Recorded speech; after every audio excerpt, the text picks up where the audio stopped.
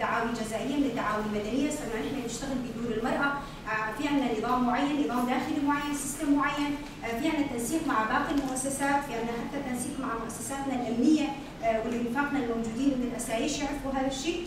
فطبعا نحن شفنا موضوع المراه موضوع حساس ودقيق. من 14 سنه نحن عم نحارب، وكانت هي الثوره باسم ثوره المراه، واللي اكد عليها القائد عبد الله وجنان بانه هي الثوره هي ثوره المراه.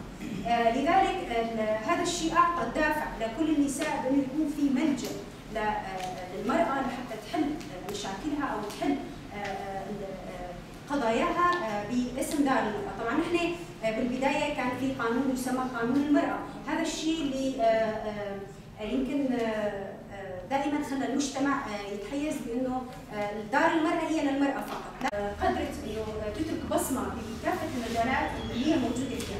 طبعا يمكن الرفيقات الموجودين من المؤسسين لدور المراه حسوا بالفرق بين كان دار المراه عباره عن رفيقتين او ثلاثه من الاشخاص اللي كانوا عم يحاولوا يحلوا هي الدعاوي ضمن او حل اجتماعي.